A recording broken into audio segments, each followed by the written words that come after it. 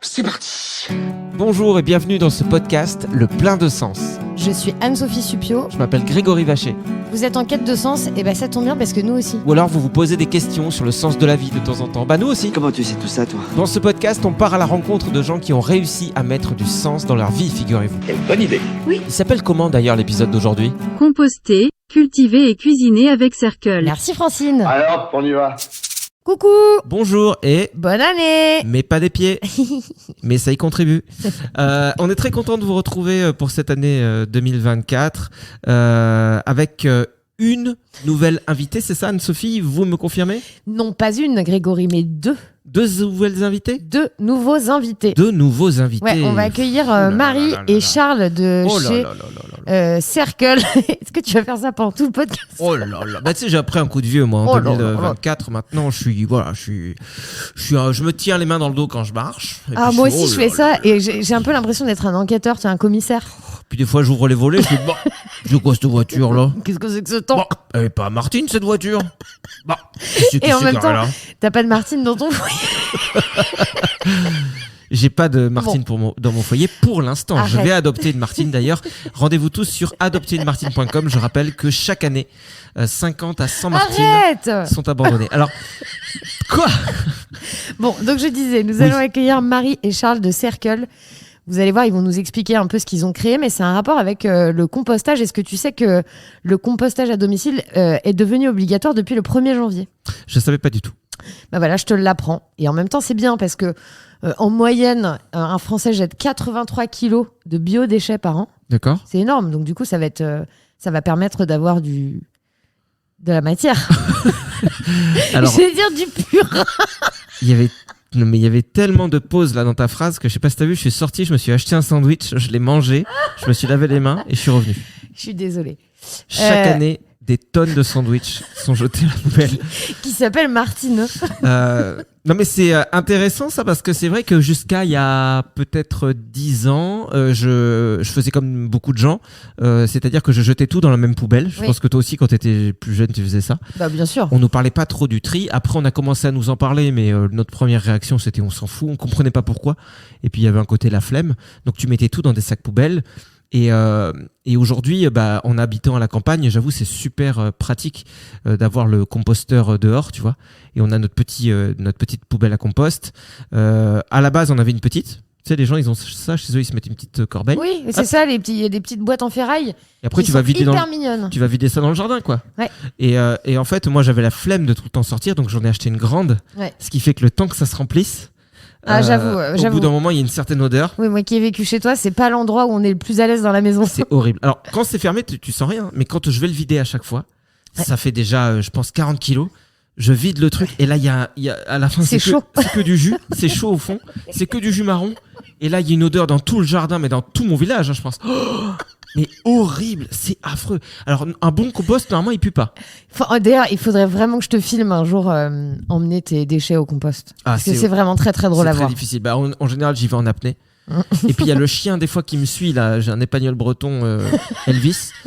Et puis, il y a du jus qui tombe à côté du composteur. Il boit. Et il lèche comme ça sur le bord. Voilà, chaque jour, des centaines de chiens qui s'appellent Elvis boivent du jus de composteur. Il faut que ça cesse. Bon, désolé, nous allons accueillir tout de suite Marie et Charles et vous allez voir qu'ils ont créé quelque chose qui peut tout aussi bien correspondre à des gens qui vivent en appartement. Il suffit juste d'avoir une petite terrasse. Ou même maison de ville, des fois t'as pas forcément de terrain ou alors t'as pas envie d'avoir un composteur parce que t'as pas la place ou faut vraiment avoir un tout petit terrain. Mais c'est intéressant d'avoir une solution qui puisse s'adapter à tous et c'est ce que tu m'as promis dans ce podcast, Anso. Oui, tout à fait. Et donc on les accueille. Avec plaisir. Bonjour Marie, bonjour Charles. Sous les applaudissements du public. Bonjour. Il n'y a pas de public toujours, hein. Ouais, je suis toute seule. Mais moi, faudrait qu'on fasse venir un public chez toi de temps en temps. Ah ouais, ça m'arrangerait. Ça serait sympa. Écoutez, merci en tout cas d'être là chez nous, avec nous. Merci à vous. C'est ma meilleure intro. Donc vous travaillez, vous avez fondé Circle, c'est ça? Ouais, tout à fait. Alors imaginons, vous croisez quelqu'un dans la rue qui vous dit « Ah, c'est vous qui avez fondé Circle, mais au fait, qu'est-ce que c'est ?» Circle, voilà, ça y est, ça commence mal. Non, mais c'est bon, moi j'ai compris. Il n'y a pas besoin de dire plus. Tout est dit. Non, non, nous, notre mission avec Circle, c'est de démocratiser le compostage, faire en sorte qu'il soit accessible à tous, pour tous, quel que soit ton âge, quel que soit le lieu où tu vis, quelle que soit ta situation, et faire en sorte que le compost qui justement est au fond du jardin, que t'as pas envie d'avoir, et lorsque très souvent tu te dis oh là là, les déchets ça pue, c'est dégueulasse, et ben plutôt que de faire en sorte que ces déchets-là, et ben ça redevienne de l'or et qu'on ait envie de le faire à la maison, on ait envie de transformer ces déchets en un or pour nos plantes, pour leur permettre de mieux pousser. Donc voilà, c'est ça Circle. Alors peut-être qu'on pourrait rappeler, j'allais dire pour les gens qui n'y connaissent rien, mais même pour moi, hein, je pense que ça va me servir, quels sont les bienfaits du compostage, en fait, à quoi ça sert? Parce que j'avoue qu'au début, quand j'ai commencé à trier mes déchets il y a maintenant un moment, je m'étais posé la question de, ok, je vois pourquoi est-ce qu'on doit séparer le recyclable du non recyclable, parce que ça va être réutilisé, etc. Mais ce que je me disais, c'est bon, au pire, les déchets organiques, pourquoi forcément on devrait se dire je vais les mettre dans un compost parce qu'en réalité, vu que c'est naturel, même si ça part dans des déchetteries, bon, ça va pas faire grand mal à... C'était ça mon raisonnement de base, hein. Derrière, j'ai eu Attends, quelques juste, bouts de réponse, excuse-moi, mais- je te connaissais à cette époque? Oui, Bon. c'est quand t'étais DJ au Macumba, toi. Et je t'en avais parlé pendant que je me resservais un Monaco fraise. Non, mais c'est vrai que N'importe quoi. c'est plutôt une bonne question.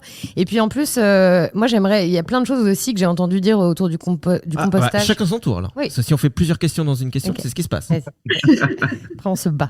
Et ça On dirait explose. nous. Ouais, on dirait nous, ouais. Ah ouais, vous non plus, vous supportez pas, mais vous restez ensemble parce que vous n'avez pas d'autres amis. Pardon. Qu'il est bon de rire de ça.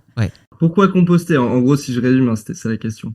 Ouais, c'est ça. Elle a duré 27 minutes, mais c'était ça, ouais. Non, alors pourquoi composter? Parce qu'en fait, les épluchures, donc ce qu'on appelle les biodéchets, en fait, c'est nos épluchures de cuisine, hein, c'est composé à 80% d'eau à peu près. Et c'est surtout composé de plein de nutriments en fait, donc l'azote, le phosphore, enfin voilà, des molécules chimiques on va dire, qui sont directement assimilables pour les plantes, c'est-à-dire que dont les plantes peuvent se nourrir. Et donc aujourd'hui, bien souvent on brûle ces déchets-là, donc en fait on brûle de l'eau. Donc au niveau énergétique, c'est pas terrible, au niveau environnemental encore moins. Et parfois on les brûle pas, on les enfouit. Et quand on les enfouit en paquets, on va dire, ça crée des émissions de méthane. Le méthane, c'est comme le CO2, mais en pire, on va dire, en termes de gaz à effet de serre. Et puis, ça crée aussi des pollutions des nappes phréatiques en dessous, parce qu'il y a tous les jus, justement, de ces molécules chimiques qui s'écoulent et qui finissent dans les nappes. Et donc, ça pollue les nappes d'eau potable. Donc voilà, en fait, c'est important de composter pour éviter que ces déchets qui sont de l'or, hein, comme l'a dit Marie, se retrouvent dans la nature, et de faire en sorte qu'ils se retrouvent dans le sol pour pouvoir nourrir les plantes. Ah ouais, du coup tu vois, je suis bouche bée quoi. Donc on peut polluer indirectement avec des épluchures de pommes de terre. Moi, ce que je m'étais dit au bout d'un moment, après avoir réfléchi pendant 8 ans sur la question, c'est qu'en plus, c'est vrai que si je jetais toutes mes épluchures et mes restes de légumes, etc., dans ma poubelle, forcément ma poubelle allait se remplir plus vite et donc j'allais utiliser aussi beaucoup plus de sacs poubelles et générer beaucoup plus de déchets. Mais ça, c'est vraiment parce que je suis HPI. Donc vraiment, j'ai cette chance d'avoir une très très grande intelligence. Et attends Charles, j'ai une autre question. Il paraît qu'il faut jamais mettre d'agrumes dans son compost, c'est vrai? En gros, on peut tout mettre. Tout est biodégradable, on va dire, tout ce qui est d'origine végétale ou animale ou organique. Mais c'est pas trop conseillé quand on le fait chez soi, en ville, ou voilà, si on a qu'un petit balcon ou même pas de balcon, parce que ça met trop longtemps à se dégrader. Enfin, ça met plus longtemps que la moyenne des végétaux. Et c'est comme les oignons, en fait. Généralement, on dit faut pas d'agrumes, faut pas d'oignons, parce que ça met plus longtemps à se dégrader, et puis du coup, ça peut générer un peu des odeurs. D'accord. Mais si on fait comme ça dans son jardin, on peut absolument tout mettre. Ok, sans ouais. problème. C'est ça. Si t'es en lisière de forêt, machin, que tu balances ça un peu n'importe comment, ça va pas polluer, quoi. C'est parce que t'as jeté des oignons qu'il va y avoir un problème, quoi. C'est juste que dans ton compost, c'est pas un bon ingrédient pour l'odeur, etc. Ouais, c'est ça. En fait, c'est plutôt ça risque de déséquilibrer un peu. En fait, plus le composteur est petit, plus il est sensible. Si on compost dans un jardin, bah, c'est beaucoup moins sensible qu'un petit composteur d'appartement où là, si on met 3 kilos d'agrumes d'un coup, forcément, ça va déséquilibrer un petit peu le compost. Voilà. Est-ce qu'il y a des choses à ne pas faire quand on a un compost? Alors même s'il existe plusieurs formes, et on pourra en parler tout à l'heure, mais est-ce qu'il y a des règles générales quand même? Par exemple, quand tu dis qu'on peut tout mettre, est-ce qu'on peut mettre de la viande? Alors pour le coup, je suis végétarien, donc je mange pas de viande, mais est-ce qu'on peut mettre de la viande, des produits laitiers? Est-ce qu'on peut mettre des coquilles d'œufs? Alors, il faut éviter tout ce qui est viande, tout ce qui est d'origine animale. D'accord. Faut éviter de le faire quand on fait surtout du lombricompost, parce que dans le compost classique, on va dire, comme on accumule des déchets, en fait, ça chauffe. Il y a des bactéries qui font que ça chauffe, et donc ça chauffe à un tel point que ça tue les bactéries nocives, on va dire. D'accord. Enfin, qui risquent de présenter un risque pour la santé humaine, on va dire. Ce qui est pas le cas dans le lombricompostage, parce que c'est un processus qui se fait à froid.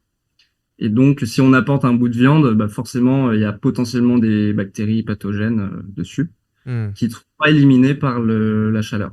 Voilà. D'accord. Alors on peut en profiter pour expliquer ce que c'est. Donc le compost normal, ça doit être celui que j'ai, enfin le classique, ça doit être celui que j'ai chez moi. C'est-à-dire que ça fait comme un espèce de container et il n'y a pas de fond. Donc c'est directement quand on met les épluchures, les restes, etc. C'est en contact avec le sol et ça va donner au bout d'un moment j'ai plus le mot. Pourtant c'est un truc basique. Hein. De l'engrais, quoi. Ouais. Voilà. Comme quoi, je suis peut-être pas HPI en fait. Non, il faut que tu te... tu crois pas qu'elle m'aurait pas surévalué la psy? Il faut que tu te fasses confiance quand même. Mais et donc voilà, ça je peux le récupérer après pour mettre dans le potager, tout ça. Et le lombricomposteur, comment ça se passe? Bah, en fait, la différence entre un composteur et un lombricomposteur, comme son nom l'indique, c'est que dans le lombricompost, t'as des lombriques. Alors, ce qui est compliqué, c'est que normalement, on ne devrait pas l'appeler lombricomposteur, on devrait l'appeler vermicomposteur, parce que c'est un process en fait qui va se faire avec des petits vers de terre, des lombrics. Et t'as une variété de vers de terre absolument incroyable en France et dans le monde, alors de moins en moins malheureusement. C'est la première biomasse terrestre, donc qui pèse plus lourd sur l'écosystème que nous-mêmes. Ouais. D'accord.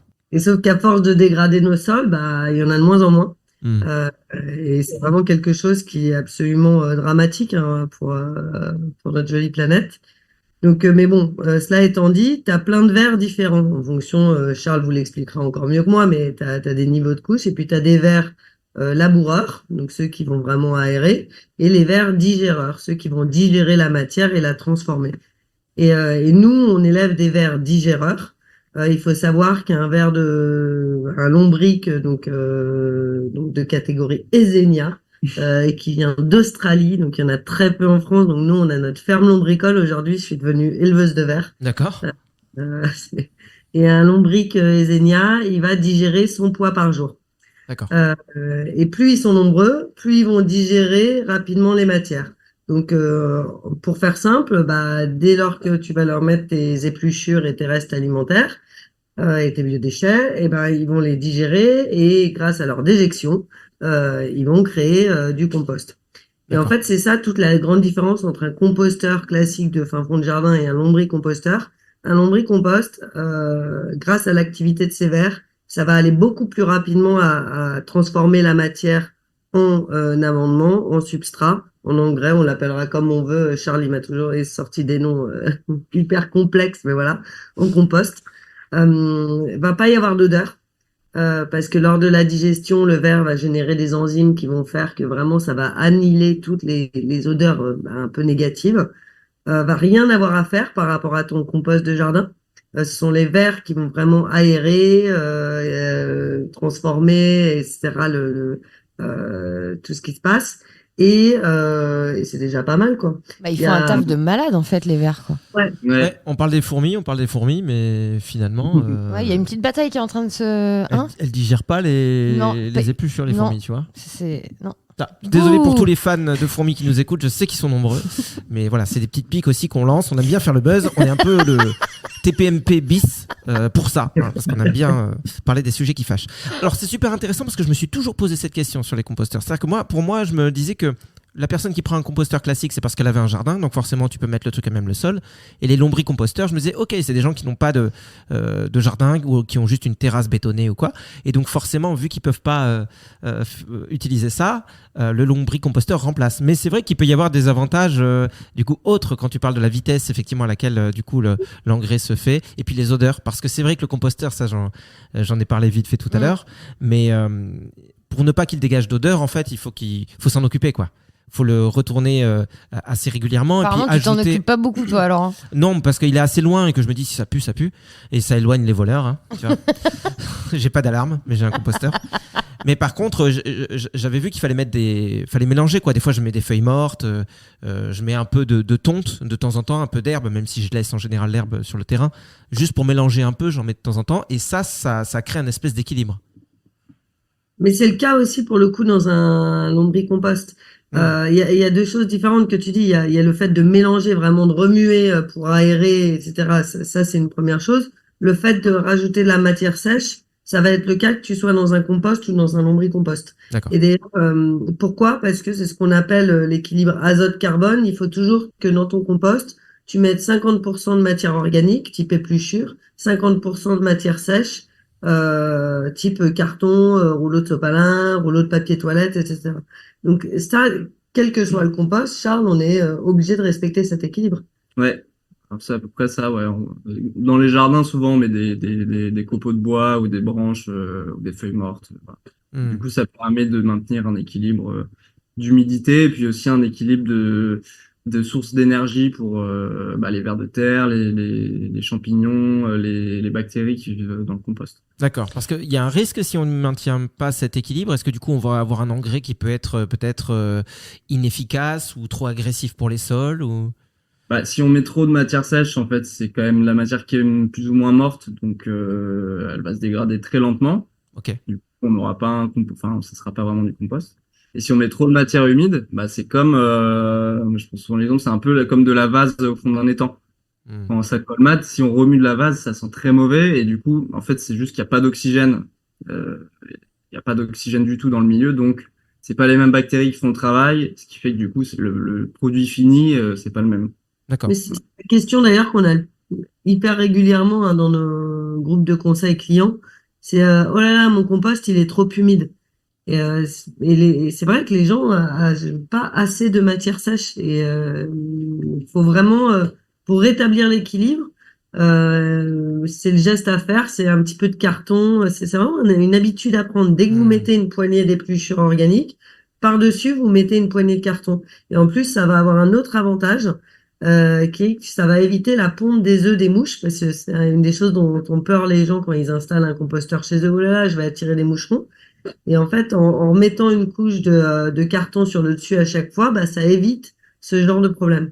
D'accord, mais est-ce qu'il n'y a pas des cartons à éviter, genre si c'est un petit peu imprimé des fois ou le sopalin, je me disais c'est pareil, s'il y a des gens qui utilisent du... Ah oui, du sopalin coloré, là. Ouais, ou il n'est pas des fois coloré, mais des fois tu as des petits dessins, tu as des petits éléphants. D'ailleurs, je trouve ça nul. D'ailleurs, faut arrêter d'acheter du sopalin, peut-être. Ouais, c'est vrai. Mais imaginons s'il y en a, parce que notre mère nous en a offert à Noël. à Noël, par exemple. Le mec qui assume pas. Mais bon, au pire, pour des gens qui en ont encore un tout petit peu, vaut mieux que ce soit qu'il n'y ait pas de couleur, on est d'accord? Oui, c'est mieux. Après, nous, de ce qu'on observe, c'est que ça les dérange pas forcément, les vers. Ok. On peut même mettre du papier journal. Maintenant, les encres, elles sont quand même beaucoup moins toxiques qu'avant. Et puis c'est plus gai pour les vers aussi, ça leur amène un peu de peps quoi dans le compost. Après, ils peuvent être tenus au courant aussi des faits divers. Voilà. Macron a encore perdu 10 points. 10 points. Oh, ça me donne faim. Ouais. Bon, c'est sympa. Bon, alors moi, j'aimerais aussi qu'on puisse... est-ce que tu as posé toutes les questions autour du compost? Oui, bon. Merci beaucoup. Parce qu'en fait, vous êtes à l'origine de la création de Circle et c'est justement un composteur qui est plutôt intelligent. C'est-à-dire qu'on ne jette pas que son déchet, il permet justement de faire pousser d'une herbe aromatique, d'une petite plante, voilà, des choses comme ça.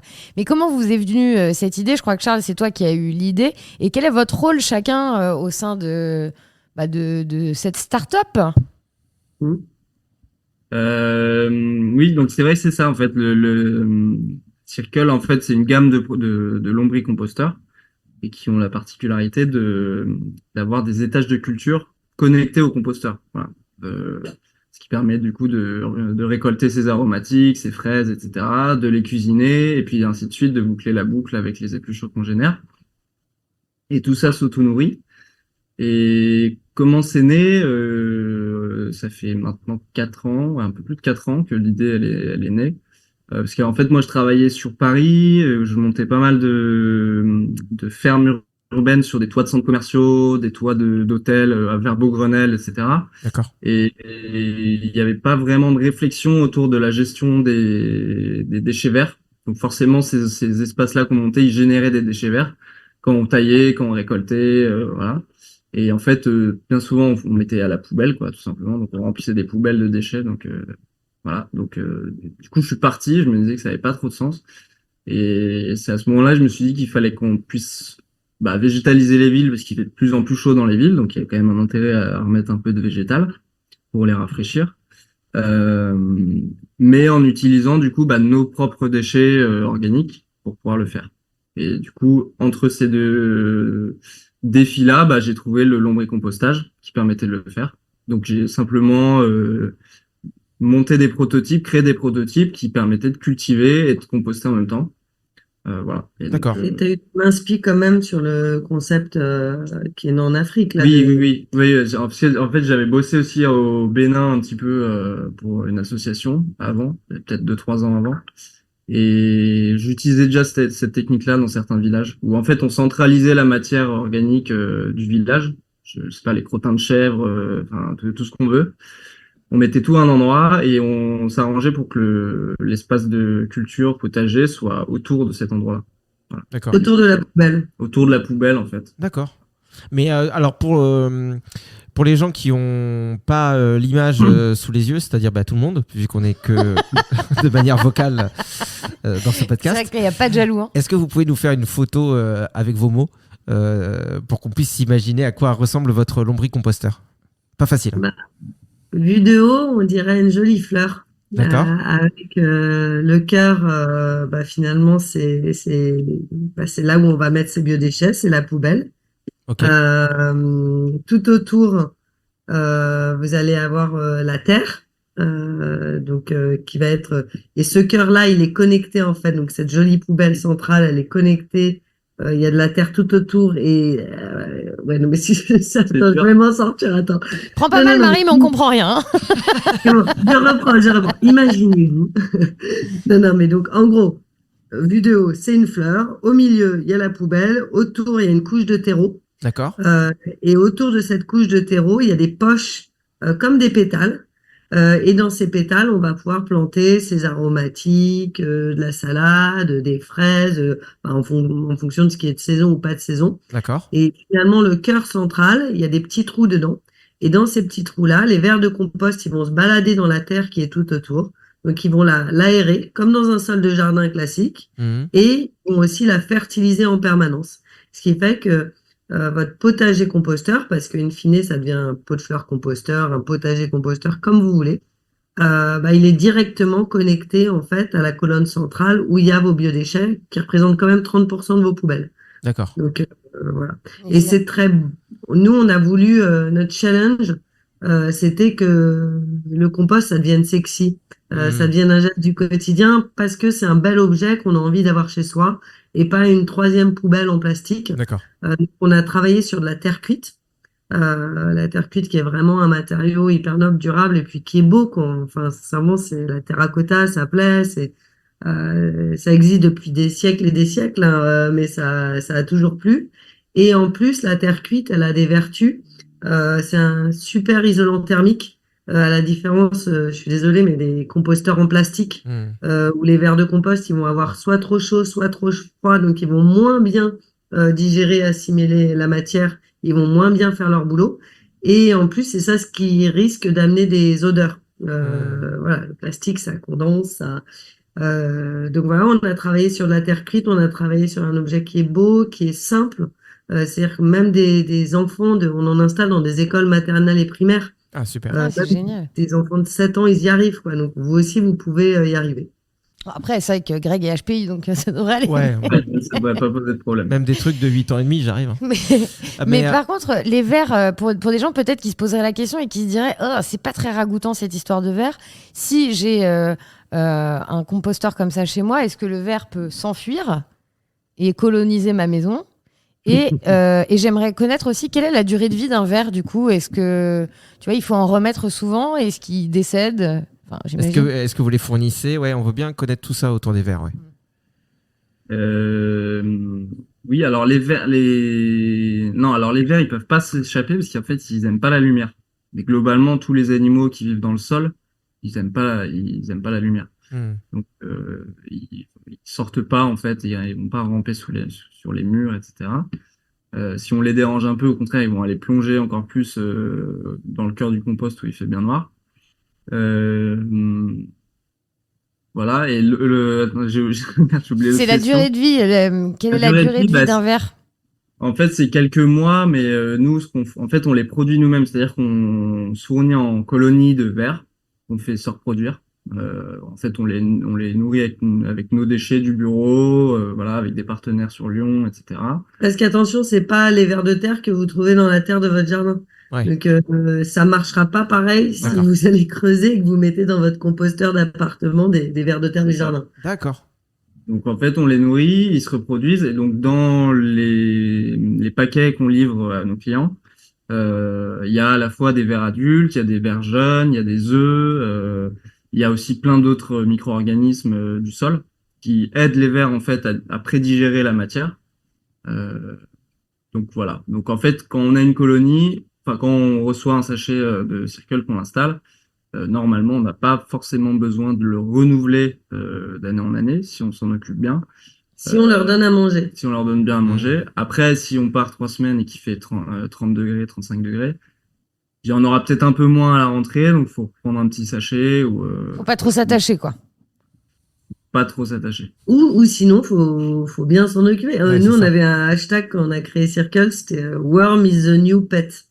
Donc, en fait, si on est capable de s'occuper d'un poisson rouge, on devrait réussir à s'occuper d'un ver de terre. Oui, puis c'est pas compliqué. T'as juste à jeter tes déchets dans le trou. C'est Pas ça. compliqué. Exactement. Et ils se Y a rien à reproduisent faire. ensuite, c'est ça? Ils se reproduisent. Là. En fait, c'est hermaphrodites. Donc, ils se Ah. reproduisent entre eux. Voilà. Je passe un peu les détails. Mais du coup, Mais- si on s'en occupe bien, ce que je veux dire, c'est qu'il n'y a même plus besoin forcément de vous en recommander derrière. Si ils font leur vie, ils se reproduisent, et puis il y a un nouveau monde de vers qui existe à Ouais, l'intérieur. ouais, quoi. nous, on en a pas mal en test qu'on cultive, voilà, pour un peu voir comment le produit évolue, etc. Et on les a mis en place il y a plus de 2 ans et ils sont toujours. C'est certainement pas les mêmes, mais en tout cas, c'est leurs descendants. Ils sont Voilà. toujours là. Ok. Bon, super. Et tu disais que tu voulais pas te donner de détails, mais je sais pas, moi, ça Enfin, les m'intéresse. vers, moi aussi, j'ai l'impression qu'ils sont hyper déviants. Qu'est-ce qui se passe? Non, mais c'est pas qu'ils sont déviants, mais Bah, je sais pas comment ça se reproduit des vers. Moi non plus. Ça s'entortille en fait un peu. Ah, d'accord. Ah, Voilà. doit être Mais mignon. des fois, ça fait vraiment des gros paquets, c'est un peu. Mais un peu ça bizarre. crée des petits œufs, en fait. Et après, ça pond des œufs. Ça pond des œufs. D'accord. Mais c'est-à-dire, ça crée des paquets parce ils sont tous les uns sur les autres. C'est-à-dire qu'ils se reproduisent Ouais. vraiment. Ah ouais, il n'y a pas de pudeur en fait chez les vers, quoi. Non, Ok. nu comme un verre. Ah, et c'est Ok. pour ça qu'on dit ça. Purée. Bah non. non. Laisse-moi. Mais si je te dis ça. Je suis HPI. Et la peau de l'ours, je t'expliquerai un jour. D'accord. Et des œufs de verre, je crois que j'en ai jamais vu. Non, mais tu vois, Ça doit être microscopique, ouais. Bah oui. Ouais, c'est assez petit, ouais. C'est là que tu te rends compte qu'il y a des questions que tu te poses plus. Non, mais c'est vrai, tu vois, on est tellement déconnecté du vivant, de la terre, de comment Ouais. les choses fonctionnent, Oui. qu'en réalité, aujourd'hui, regarde, moi j'ai presque 40 balais. J'ai appris il y a 3 ans de comment pousser des tomates. Alors je pensais que c'était un pied et que chaque année ça se renouvelait. Je savais pas qu'il fallait replanter à chaque fois. Enfin, en réalité, tu te rends compte que tu peux très vite être déconnecté du vivant, quoi. Et donc je suis content de savoir que les œufs, enfin que les vers pondent des œufs. Tu vois, ça me donne envie de manger des œufs à la coque. C'est drôle Des œufs de ce que verre à la tu coque. dis. Mais c'est drôle ce que tu dis parce que moi j'y connaissais rien non plus il y a 4 ans avant de te rencontrer, Charles, et en septembre là c'était la période de reproduction des vers de compost. Ouais. Et j'étais folle. Et j'ai commencé à filmer, j'ai vu 2 vers ensemble en train de faire l'amour et de faire des bébés. Et j'ai envoyé à Charles, je lui ai dit mais c'est ça la reproduction à faire, et c'était extraordinaire. Et lui il m'a prise pour ce que je suis, une débutante. Mais, Mais du coup, comment t'en es arrivée là, Marie, du coup? Parce que si tu connaissais encore rien il y a 4 ans, je pense que tu avais une vie d'avant. Est-ce que tu faisais des choses, tu vois, comme Charles qui avait quand même un lien? Euh, dans les faits, non, pas vraiment, parce que moi, j'ai un parcours, j'ai 12 ans en finance. Je suis D'accord. la vilaine bancaire. Et après, en revanche, je me suis vraiment passionnée par la création d'entreprises. C'est pour ça que j'avais fait de la banque, d'ailleurs. C'était pour accompagner des entrepreneurs. Et à force d'être avec des entrepreneurs, il y a un moment, tu as envie de te lancer et de créer ta boîte. Et, hum, et accessoirement, c'est pendant le confinement. Je suis avec mes 2 gamins dans le jardin de mon grand-père. Et je sais pas si tu vous souvenez de cette période où on essayait de faire nos courses en ligne, mais tous les sites, ils buguaient, ils crachaient, on n'y arrivait pas. Ouais. Et ça rendait fou, quoi. Mm. Et je dis, mais si on peut pas acheter des légumes à mes enfants, alors qu'on leur dit d'en manger 5 par jour, là, il y a les jardineries qui étaient ouvertes. On va se mettre à les cultiver. Et c'est comme ça qu'on a commencé à replanter un pied de tomate, une salade, que j'ai découvert que la salade, le trognon de salade repousse jusqu'à 5 fois. Ah Et je savais surtout, pas. moi non plus, je savais pas. Mais on apprend trop de trucs avec vous. Vous êtes des puits de savoir, hein. Moi, je savais juste que la salade, quand tu oubliais d'aller la chercher, il y avait un Ah, truc qui faisait 1,50 m Ouais. après et les feuilles étaient hyper dures et tu disais, ah mince, j'ai loupé le moment. ah ouais, c'est un peu ça. Ouais. De toute façon, quand on se met à jardiner, pour tout dire, un des motos chez Circle, c'est en se plantant que l'on se cultive. Ouais. Parce que des erreurs, on en fait tout le temps en fait. Et c'est là où on se voit qu'on est tout petit face à la nature d'ailleurs. Et tout ça pour dire que toute la journée, on disait à mes gamins qu'ils devaient sauver la planète, que l'avenir de l'humanité était en jeu, on n'entend que ça. Et ils ne savaient plus à quoi ressemblait un pied de courgette. Et comment est-ce que tu veux qu'un garagiste il répare une voiture s'il sait pas où est le volant? Mm. Comment est-ce qu'on veut que nos enfants, et nous d'ailleurs les premiers, on ait envie, enfin quand on voit que la COP là, elle se trouve À c'est une Dubaï, erreur. ouais. Il y a quand même voilà, il y a des aberrations et donc faut revenir aux sources. On a failli appeler Circle Bon Sens. À l'origine, c'était un des 2 noms parce qu'il faut revenir au bon sens. Et le bon sens paysan qu'on appelait ou le bon sens du père de famille ou de la mère de famille, c'est vas-y, mets les mains dans la terre, comprends comment fonctionne la nature et quand tu auras compris comment elle fonctionnait, tu auras envie de t'en occuper et de la préserver. Et c'est pas dans les livres que ça s'apprend. Mais non, mais Donc, tu vois, et c'est là où l'école, elle devrait jouer un rôle majeur aussi, tu vois. D'apprendre plutôt que de faire. Enfin, je sais pas, maintenant j'ai 40 ans, donc c'est vrai que ça fait longtemps. Puis moi, je Ouais, suis toi, pas restée l'école, beaucoup à c'était l'école, quoi hein. C'était, vous écriviez avec des silex, je Ouais. crois, sur des bouts de bois. Mais ouais, ça a un peu Je changé. crois que personne n'a jamais fait ça, hein, mais vraiment, même autant. C'est vraiment le truc le plus inconfortable au Ça monde, dépend hein. des écoles. Non, mais c'est vrai que l'école là-dessus, elle devrait plutôt que d'apprendre des choses qui sont soit futiles ou enfin pas si importantes, peut-être. Ouais, après on peut allier les deux aussi, tu vois. Moi quand j'étais petit, je sais que pour le coup on avait un potager, ça m'avait passionné quoi, d'avoir ça dans la cour d'école et de planter des trucs. Et après bon, il y a eu un gap où au collège et tout, ils s'en foutaient apparemment. Donc Ouais, c'est ça. C'est comme si après, d'un ça a coup. disparu. Mais oui, c'est sûr que au moins avec le lombricomposteur, c'est sympa de pouvoir toucher à plusieurs choses justement. C'est ça qui est intéressant dans cette fleur que tu décrivais tout à l'heure, c'est de se dire ok, je comprends à quoi servent mes déchets, je comprends comment ils se transforment, je comprends comment je peux entretenir ça et améliorer. Et puis à côté de ça, je vois des plantes aromatiques qui poussent, voilà mes petites fraises. Je comprends à quoi sert un ver de terre. C'est pas que le truc que je découpais en deux quand j'avais 5 ans et demi parce que j'étais un futur tueur en série et que personne s'en rendait compte. C'est vrai qu'on a tous été hyper cruels avec des vers de terre au moins une fois dans notre vie. Bah, ça fait partie de l'expérience. Bon, c'est un autre sujet, j'ai pas envie qu'on en parle parce qu'aujourd'hui tout fait un bad buzz et j'ai pas envie qu'on finisse C'est vrai, t'as raison. en prison. Alors, par contre, je sais que il y a plusieurs formats en plus de Circle, non? Ouais, quelle est votre gamme? Ouais, en fait, encore une fois, l'idée, c'est de démocratiser. Qui veut dire démocratiser, dit qu'il faut qu'on soit accessible à tout le monde. Et quand on crée Circle, on avait un premier produit, c'était le potager auto-fertile. Qui était plutôt quand même, c'est vrai, un peu haut de gamme en termes de prix. Et au fur et à mesure, on a commencé à élargir la gamme. En fait, à l'origine, Circle, l'objectif de Charles, hein, c'était de fertiliser en permanence la terre de nos jardinières.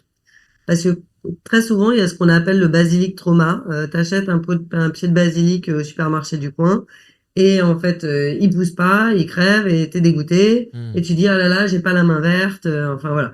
On fait des super raccourcis. Et en fait, c'est que il y a deux raisons à ça. C'est qu'un, le pied de basilic que tu achètes au supermarché du coin, il est déjà en fin de croissance. Il y aura qu'à l'enlever de son pot et vous regarderez la prochaine fois que vous en achetez un, le système racinaire, il sera tout entrelacé. Et donc voilà, enfin, c'est la fin. Il va bientôt monter en graines, on appelle ça. Et la deuxième raison, c'est parce qu'en fait, en ville, on cultive sur du béton. Donc, on cultive en pot. Et en pot, en fait, les nutriments vont baisser au fur et à mesure dans le terreau. Donc, ce qui fait que c'est comme un frigo qui se vide. Charles m'a donné cette métaphore. Et si tu donnes pas à bouffer à ta terre, les plantes, elles ont plus rien à manger non plus. Donc, il faut nourrir les sols. C'est pour ça qu'on dit il faut nourrir les sols et pas nourrir les plantes. Donc, le premier concept de Circle, c'était un potager auto-fertile où le compost servait à fertiliser en permanence la jardinière et donc aux plantes de mieux pousser. Et les gens sont venus nous voir en nous disant oh là là, c'est génial votre truc, mais moi j'ai envie de composter plus. À la maison, on est 2, 3, 4, 5, 6, enfin bref. Et c'est là où on a créé l'étage compost. Et c'est là où on a revu Circle pour qu'il soit 100% modulable, encapsulable comme des Lego. Ça veut dire que si t'es 2 à la maison ou si t'es 10, si t'es en coloc, tu vas pouvoir rajouter des étages et augmenter ta capacité de compostage. Ah super, c'est évolutif. Ouais. Et est-ce qu'il faut avoir forcément de la place? Si on a une toute petite terrasse, ça suffit? Les produits ils font maximum 45 cm de diamètre. D'accord. Oui, parce qu'on l'a pas précisé, mais évidemment, ça reste à mettre en extérieur. On peut pas avoir ça à l'intérieur d'un appartement. Si, en intérieur. Ah, on peut? Si. Ah, d'accord. Donc vous avez quand même des gens qui l'installent dedans. Il faut quoi? Faut juste assez de lumière. Ouais, alors du coup, si c'est la version avec les plans, il faut avoir des plans d'intérieur ou des plans qui supportent le fait de pas avoir trop de lumière. Mais sinon, sur le principe du compost, ça fonctionne très bien à l'intérieur. Ça fonctionne même mieux à l'intérieur parce que t'as moins de variations de température. Donc t'as une température stable, donc il y a moins de stress pour les vers. Mais non, intérieur, extérieur. J'ai bien fait de poser la question. J'étais persuadé que intérieur c'était no way, que ça existait pas. Après, t'es HPI aussi, c'est pour ça. Ouais, et les HPI confondent. D'accord, mais c'est super intéressant. Et du coup, on est comment au niveau gamme de prix aujourd'hui? Oui. Ça commence où et ça part vers où? Et ça part vers où? Ça commence à 29 € parce que on a même été créer la colonne à planter. Donc, c'est-à-dire que pour ceux qui ont déjà des jardinières en pot sur leur balcon, qui sont en plastique ou dans n'importe quel matériau, on peut directement planter juste une colonne de lombricompost. Nous, on livre les verres de compost avec. Et ça veut dire que n'importe quelle jardinière que vous avez aujourd'hui à la maison, elle peut devenir un lombricomposteur. Ah, super. Trop bien. Ça, c'est l'entrée de gamme. Et c'est aussi des colonnes qu'on peut planter dans le jardin, donc pour régénérer les sols aussi, fertiliser les sols. Et voilà, donc ça va de 29. Et puis si on ajoute des étages, là on peut aller. Non, on limite à 3 étages. 3 étages. Donc, et pourquoi on limite à 3 étages? Après c'est un peu moins stable. Ah ouais, ok, d'accord. Et je crois, t'as quand même une réglementation sur les balcons. Faut pas dépasser 1 mètre, certaines hauteurs. D'accord. Et quand on récupère j'ai encore oublié le mot. L'engrais, mais qu'est-ce qui m'arrive? Je vais quand même aller faire une radio parce que c'est bizarre quand tu perds tes mots comme ça. Mais il y a pas de risque de récupérer des risques. C'est pas dangereux, mais de récupérer des vers avec et de les enlever de leur milieu. Non. Des risques de morsure. C'est ça, Comme des gants. Non, en fait, les vers, ils suivent la matière en décomposition. Donc, en fait, faut imaginer un tube dans lequel on apporte la matière par le haut. Donc, à la base, les vers sont en bas et ils vont remonter dans le tube, suivre là où il y a à manger. Et donc, derrière eux, ils laissent le compost mûr. Ok. Et donc, le compost mûr, en fait, c'est leur déjection, donc il n'y a plus rien à manger.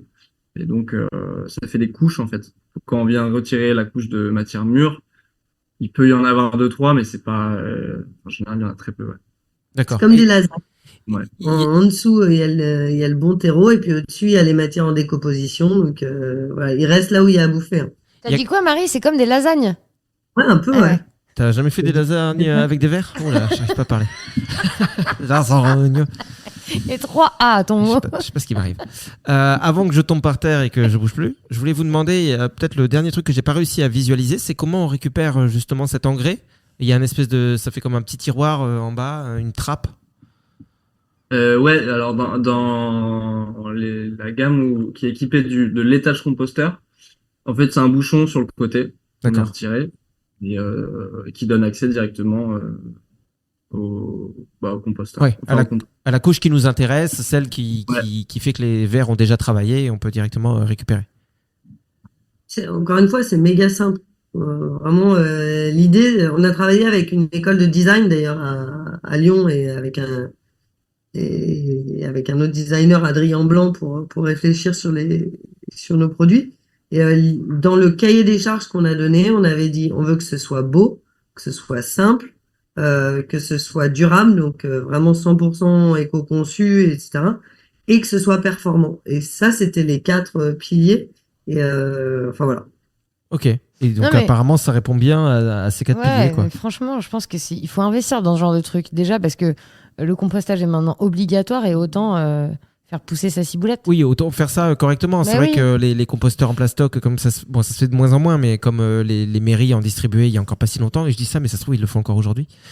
C'est vrai que Mais tu vois- c'est un peu con de créer encore du déchet, de Puis je pense à chez moi, il y a une, tu vois, j'habite une mauvaise odeur. dans un immeuble, ouais. J'habite dans un immeuble où il y a un récupérateur déjà de compost, tu vois, d'immeuble, donc ce qui n'est pas forcément très courant dans les immeubles. Donc déjà, je salue l'initiative.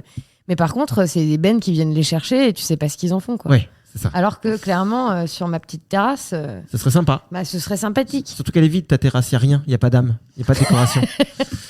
Je sais pas comment te le dire, je déteste ta terrasse. Bah, super intéressant, en tout cas, c'est super Ouais. ce que vous faites. Est-ce qu'il y a des nouveautés ou est-ce que vous êtes en train de réfléchir à des choses, à élargir votre gamme? Est-ce qu'il y a des trucs qui vous feraient envie ou même partir sur d'autres projets qui sont peut-être pas tout à fait dans le même domaine, je sais pas. Nous, on va déjà essayer de continuer de faire ce qu'on a commencé. Ouais. Mais non, en revanche, ce qui est important, c'est on voulait pas que ce soit juste un truc sympa à avoir à la maison. L'idée, c'est de se dire, aujourd'hui, le verre, quand tu as des bouteilles à la maison, ou le plastique, ou le carton, ça, tu peux pas, en fait, enfin, surtout le plastique et le verre, pardon, tu peux pas le valoriser à la maison. Tu peux pas avoir une usine qui transforme ton verre voilà. En revanche, les biodéchets, on a vraiment le pouvoir. Et on a le pouvoir, en plus, de créer nous-mêmes notre propre compost, notre propre terreau. Et à l'heure où tout le monde te dit, oh là là, les villes, elles sont pas du tout vertes, on a envie de nature, on veut revégétaliser. Ben, en fait, vous avez le pouvoir vous-même chez vous, à partir de vos poubelles, de créer du compost et donc de planter des plantes. En fait, si je simplifie, mais c'est ça. Donc, nous, le sujet, c'est de dire à tout le monde, bah, saisissez cette opportunité parce que je suis désolée, Anso, mais je te corrige, le compost devient pas obligatoire. C'est le tri à la source des déchets. Et on n'arrête pas d'entendre dire partout, le compostage devient obligatoire. Et ça, c'est vrai que c'est quand même une fausse info et les gens se disent, oh là là, faut que j'achète un composteur.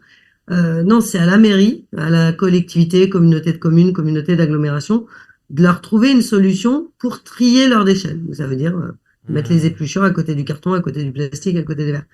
Là où et donc le compostage individuel, c'est une super bonne idée.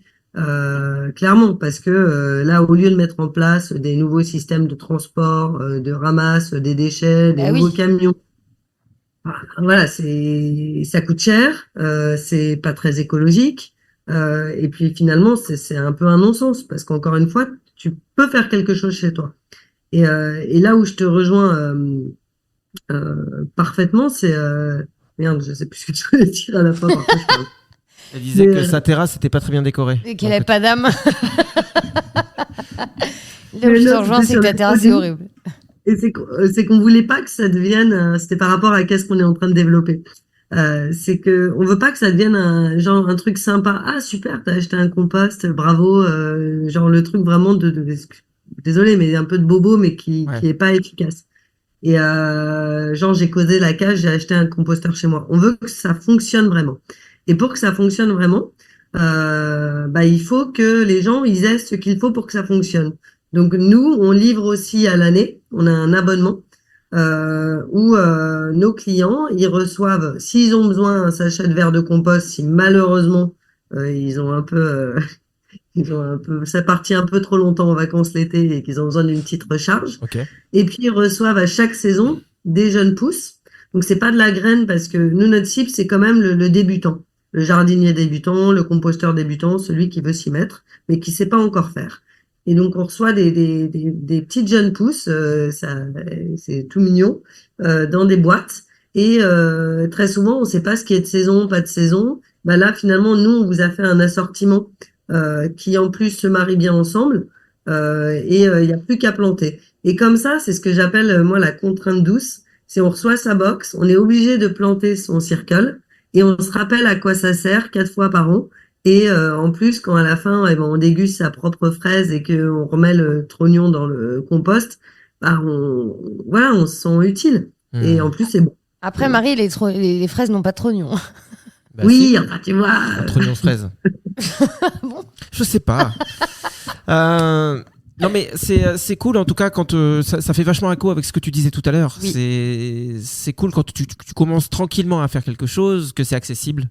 Même quand tu t'y connais rien, que tu te sens pas idiot de recevoir ça chez toi en te disant putain je sais même pas comment ça marche, parce que c'est justement le principe, c'est de découvrir et pourquoi pas avec ses enfants. C'est souvent aussi des moments dans la vie où on en profite pour s'éveiller à d'autres choses et on profite de leur curiosité pour se greffer à ça.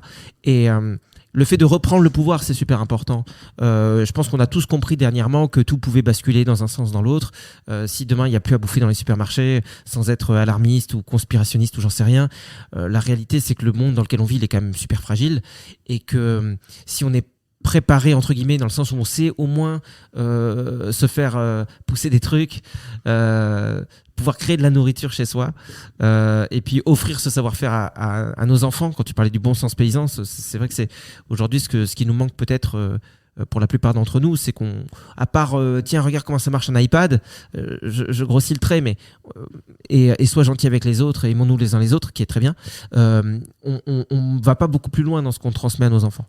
Et moi des fois j'ai un peu honte de ça, tu vois, quand mon fils il me dit c'est quoi cet arbre, hein, tiens joue avec mon portable. Je fais pas ça évidemment, mais le jardinage, franchement, ça a des valeurs mais formidables en fait dans l'éducation. Bah, ça t'apprend déjà l'humilité.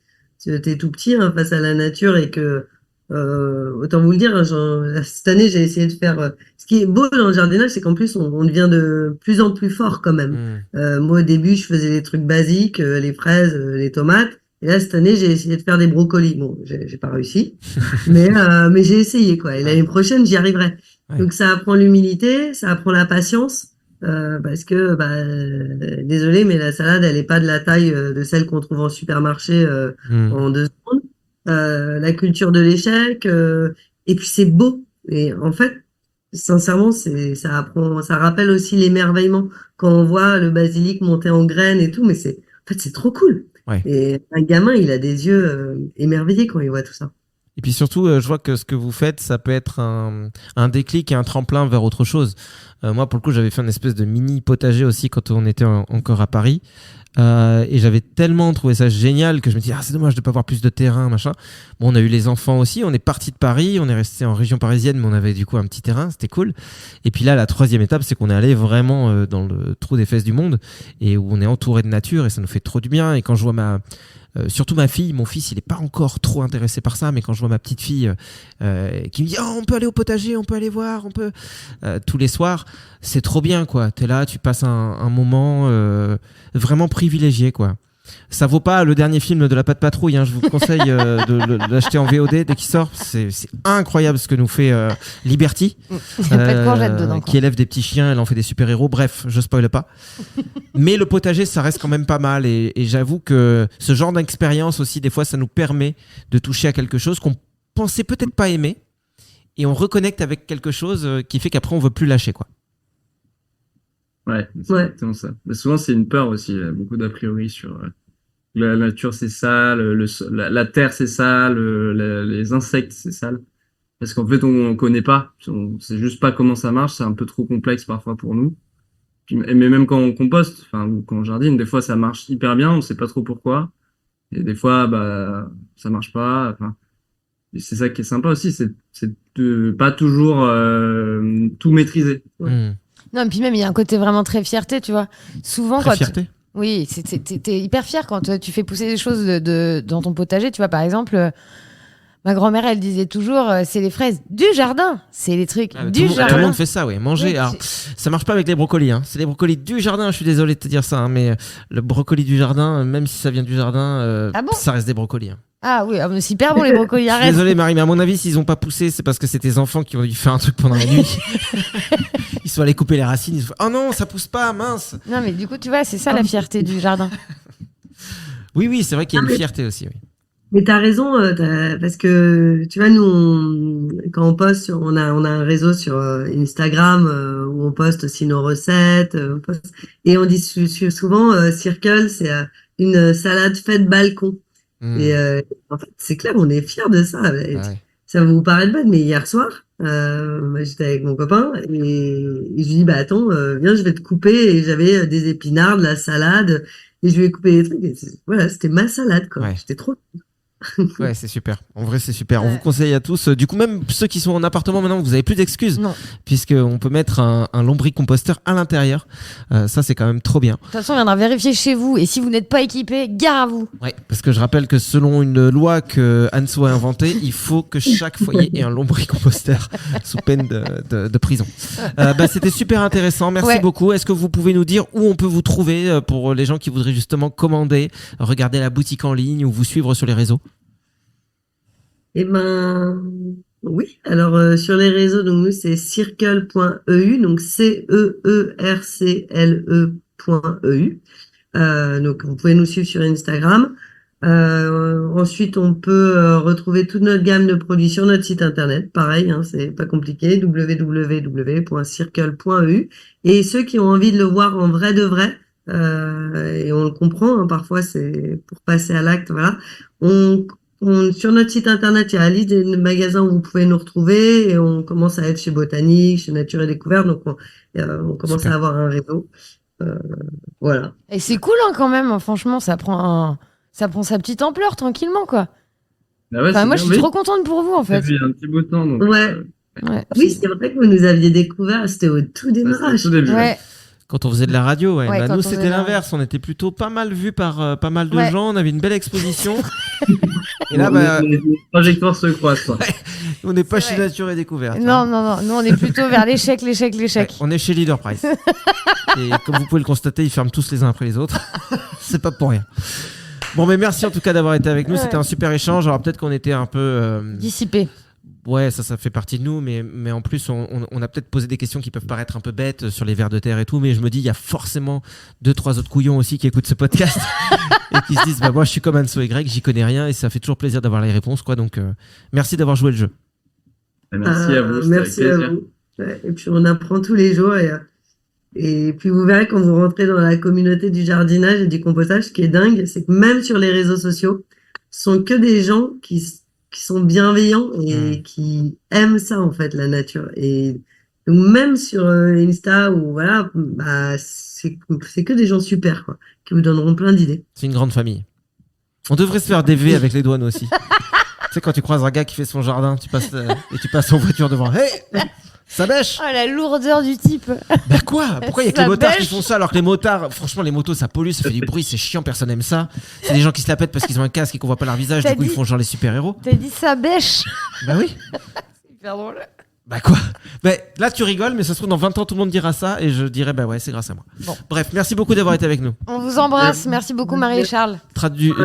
Traduction, merci de nous avoir supportés sur ça. Ouais, c'est sûr, je sais pas comment vous avez fait. À bientôt, Voilà. salut. Merci à vous tous de nous avoir suivis et sachez que vous pouvez nous soutenir. Ça se passe sur Tipeee, T-I-P-E-E-E.